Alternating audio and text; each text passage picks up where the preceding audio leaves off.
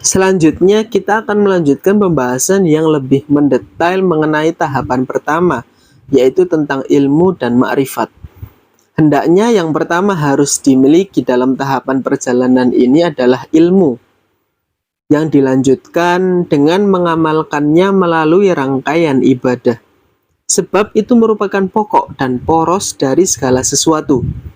Ilmu dan ibadah itu sangatlah pokok, karena dengan sebab keduanya terjadilah apa yang kita baca dan apa yang kita dengar, baik berupa tulisan, pengajaran oleh para guru, nasihat-nasihat oleh para juru nasihat, maupun penelitian oleh para peneliti. Bahkan, lantaran keduanya pula kitab-kitab suci telah diturunkan kepada para rasul, dan diciptakanlah langit serta bumi. Berikut segala apa yang diantara keduanya.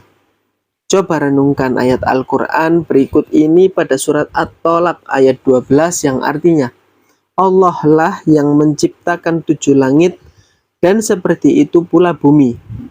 Perintah Allah berlaku kepada keduanya, agar kalian mengetahui bahwasannya Allah Maha Kuasa atas segala sesuatu, dan sesungguhnya ilmu Allah benar-benar meliputi segala sesuatu. Ayat ini cukup sebagai dalil atas kemuliaan ilmu, lebih-lebih tentang ilmu tauhid. Allah juga berfirman pada surat Az-Zariyat ayat 56 yang artinya, dan aku tidak menciptakan jin maupun manusia, melainkan supaya mereka menyembahku.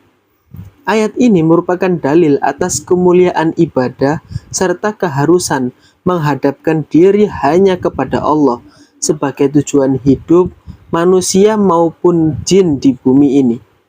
Jadi, diagungkannya kedua perkara tersebut, yaitu perkara ilmu dan ibadah, adalah karena keduanya merupakan tujuan diciptakannya dunia dan akhirat.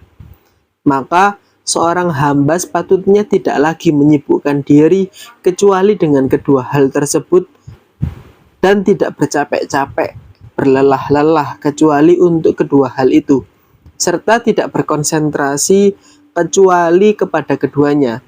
Dan ketahuilah bahwa perkara-perkara selain kedua hal tersebut adalah menipu dan tidak ada kebaikan di dalamnya, hanya sendal gurau belaka yang tak ada hasilnya.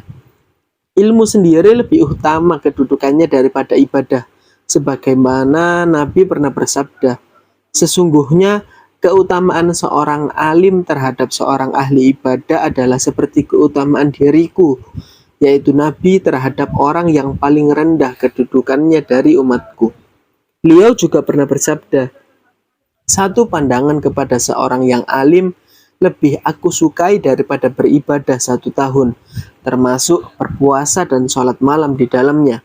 Maksudnya ini puasa sunnah ya, bukan puasa Ramadan. Sabda beliau pula, maukah aku tunjukkan kepada kalian penghuni surga yang paling mulia? Mereka para sahabat itu menjawab, iya wahai Rasulullah. Kemudian Rasul bersabda, mereka itu adalah para ulama dari umatku. Dari hadis-hadis di atas diketahui bahwa ilmu itu pada intinya lebih mulia dari sekadar ibadah yang tanpa ilmu. Akan tetapi, di samping mempelajari dan mengetahui ilmu, seseorang hamba harus pula melakukan ibadah. Bahkan, ilmunya itu tidak akan ada artinya bila tidak diikuti dengan pelaksanaan ibadah. Sebab ilmu itu bagaikan batang sebuah pohon, sedangkan ibadah adalah buahnya. Sebuah pohon tanpa buah tidaklah bermanfaat. Kemuliaan itu memang milik pohonnya, karena ia yang menjadi asal dari buah. Akan tetapi, kita mendapat manfaat dari pohon itu dengan merasakan buahnya.